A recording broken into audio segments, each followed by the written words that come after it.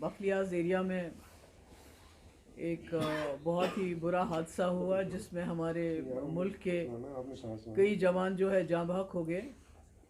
और सबको अफसोस हुआ, तकलीफ़ हुई, क्योंकि ये लोग भी किसी माँ के बेटे होते हैं, इनके भी बच्चे होते हैं और मुल्क से ये आते हैं हमारा बचाव करने के लिए। मगर बदकिस्मती ये है कि उसके बाद जो सानिया पेश आया और जिस तरह से पुलिस कई गांव में चली गई आर्मी के साथ, क्योंकि पुलिस का नाम नहीं आ रहा है, हालांकि पुलिस बिल्कुल उनके साथ साथ थी। और उसके बाद उन लोगों को पकड़ के, जो बेचारे बेगुनाह, जिनका कोई कसूर नहीं, जिनका कोई लेना देना नहीं, क्योंकि आप खुद लोग यहाँ जानते हैं, रहते हैं कि राजौरी पूंछ के लोगों ने 1947 से लेके आज तक जितनी भी जंगें हुई हैं उसमें उन्होंने मुल्क की फ़ौज का साथ दिया है। उनको पकड़ा, उनको मारा, उनको पीटा, उनको बिजली के करंट दिए गए, यहाँ तक कि एक के जिस्म के इतने, वो उसको टाँकों से फिर जोड़ दिया था, क्योंकि उसके फादर ने फिर बताया कि मैं उसको गले लगाना चाहता था पर वो उसका जिस्म बिल्कुल अलग अलग हिस्सों में बटा हुआ था। और न सिर्फ इतना पीटा और मारा, बल्कि एक तो लगता था बिल्कुल वो डेड बॉडी है जब उसके जिस्म में नमक और मिर्ची डाल रहे थे। और इसको वीडियो को वायरल भी किया कि एक दहशत फैलाया जाए पूरे इलाके में कि हम आपके साथ क्या क्या कर सकते हैं। और इसमें खाली आर्मी नहीं, जो एसओजी के लोग हैं वो भी मुलव्वस थे, क्योंकि राजौरी के अस्पताल में जो लोग एडमिट है उनका ये कहना है कि आर्मी से ज़्यादा वहाँ पर उनको एसओजी के लोगों ने मारा, पुलिस के लोगों ने मारा और यहाँ आर्मी ने मारा। तो इतना सब कुछ हो गया इतने वफादार लोगों के साथ, जो हमारे आर्मी के साथ साथ हमारे जो बॉर्डर्स हैं उनकी रखवाली करते हैं। और उसके बाद आपके एयर चीफ आ गए यहाँ, सॉरी आर्मी के चीफ आ गए, डिफेंस मिनिस्टर आ गए। तो यहाँ आने के बावजूद क्या उसके बाद क्या हुआ? एफआईआर दर्ज हुई, एफआईआर दर्ज होगी, नामालूम, अननोन क्यों है? वीडियो में तो आपको सब नज़र आता है, कौन लोग मार रहे हैं, कौन लोग पीट रहे हैं। और ये भी गांव के लोग जो हैं उनको मालूम है तमाम उन पुलिस वालों के नाम जो वहाँ उस गांव में चले गए आर्मी के साथ, उन आर्मी वालों को वो पहचानते हैं। तो अननोन कैसे हो गया? तो अगर आप अपराध करने वाले को उसकी सज़ा नहीं देंगे तो आप फिर एक हिसाब से अपराधीकरण कर रहे हैं, चाहे वो पुलिस में लोग हैं, चाहे वो आर्मी में लोग हैं। अगर आप उनको सज़ा नहीं दोगे तो फिर आप लोगों के साथ इंसाफ कैसे करोगे? तब मैंने कोशिश की आने की, मुझे घर में अंडर हाउस अरेस्ट रखा गया। परसों मुझे रात को बताया गया आप जा सकती हैं, क्योंकि पहले बीजेपी के जो प्रेसिडेंट है रविंदर रैना जी चले गए, उसके बाद नेशनल कॉन्फ्रेंस की लीडरशिप आई, वो भी चली गई। उसके बाद मुझे बताया गया आप भी जा सकती हैं। और जब हम बफलियाज पहुँचे तो बोला अब आप नहीं जा सकती हैं। तो मुझे समझ नहीं आया कि ये क्या छुपा रहे हैं, क्योंकि जो हमारे पास रिपोर्ट्स हैं वो ये हैं कि न सिर्फ इन्होंने वहाँ से लोगों को उठा के बेदर्दी से मार पीट के उनको कत्ल कर दिया, बल्कि जो वहाँ जो औरतें थी, जो बच्चियाँ थी, जब उन्होंने इनके सामने तरले किए कि हमारे लोगों को छोड़ दो, तो उनको भी उनके साथ बड़ी बदसलूकी की, उनके साथ बड़ी बदतमीजी से पेश आए, उनको धमकाया कि अगर आप लोग पीछे नहीं हटोगे, अगर आप इसी तरह हमारे पीछे आती रहोगी इनको वापस लेने के लिए, तो हम आपके भी कपड़े उतार देंगे और आपका भी वही हाल कर देंगे जो हमने आपके मर्दों का किया है।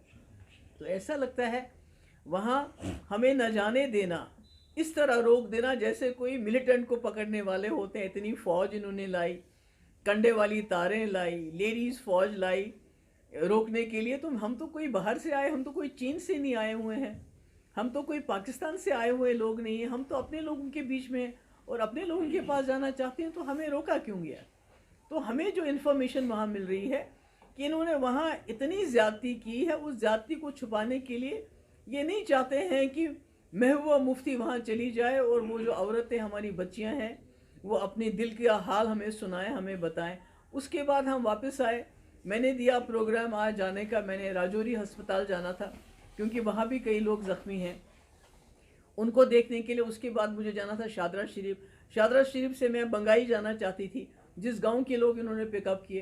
तो मुझे बताया गया कि रास्ते में कॉर्डन सर्च ऑपरेशन चल रहा है राजौरी के, और जो वहाँ से थन्ना मंडी रास्ता जाता है वहाँ भी कॉर्डन सर्च ऑपरेशन। अब मुझे समझ नहीं आता है ये क्या छुपाना चाहते हैं। दूसरा, मैं सुरनकोट के अस्पताल में गई, वहाँ कोई 8 लोग हैं, सरकार की तरफ से उनको कोई मदद नहीं हुई अभी तक।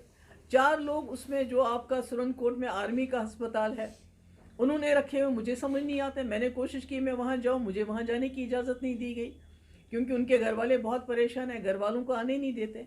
हमें मालूम नहीं है वो ज़िंदा है, मुर्दा है, क्या है। उनको सीधे अस्पताल में क्यों नहीं भेजते, गवर्नमेंट हॉस्पिटल में क्यों नहीं भेजते, आर्मी उनको अपने अस्पताल में क्यों रखा हुआ है। तो इससे कई शक और शुबात दिमाग में आते हैं। मैंने पहले भी बोला है, डिफेंस मिनिस्टर साहब आए, आर्मी चीफ आए, और उसके बाद जो एफआईआर लगी वो भी सीधे नहीं लगी, वो भी मुलजिमों के नाम नहीं लगी, अननोन के नाम लगी। और शायद इसकी सबसे बड़ी वजह यही है कि जो आज भी वहाँ 14 RR बुरी खुली तरह से घूम रही है, लोगों को धमका रही है, पुलिस के लोग धमका रहे हैं। कल मैं गई, वो औरतें मेरे से मिलना आना चाहती थी, उनको मेरे पास नहीं आने दिया, मुझे वहाँ नहीं जाने दिया। तो फिर आर्मी चीफ के आने का या डिफेंस मिनिस्टर के आने का क्या फ़ायदा हुआ, अगर लोगों को आज भी खौफजदा किया जाता है।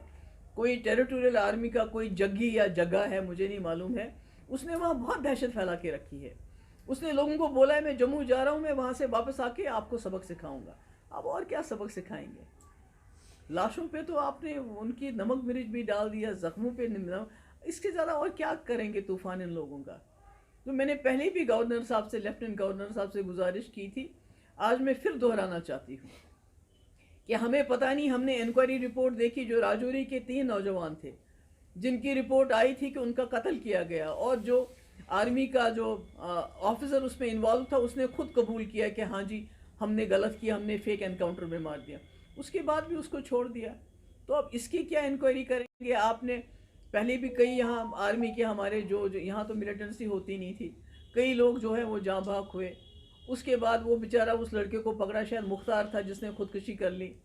इतना उसको मारा, इतना उसको पीटा। इससे पहले वहाँ फौज के कैंप के बाहर 2 लोगों को गोली मार दी। तो मुझे लगता है ये जो हो रहा है, खासकर इस एरिया में जो हो रहा है, दूर दराज का इलाका है, गरीब लोग हैं, इनकी कोई सुनवाई नहीं होती। और जब मेरे जैसे कोई इंसान जाके उनके ज़ख्मों पे मरहम जाना चाहता है, मुझे जाने नहीं देते। तो आखिर करना क्या चाहते हैं ये लोग। मेरी फिर से एक बार लेफ्टिनेंट गवर्नर साहब से गुजारिश है कि वो डिफेंस मिनिस्टर को बताएं, जिन लोगों की हलाकतें हुई हैं उनको 50-50 लाख का मुआवजा, उनको नौकरी, और उनको रोड साइड पे प्लॉट दिए जाने चाहिए। वो जो लोग ज़ख्मी हैं, क्योंकि मैंने देखा, मैंने उनसे बात भी की, उन बेचारों की इतनी पिटाई हुई है बिला किसी वजह।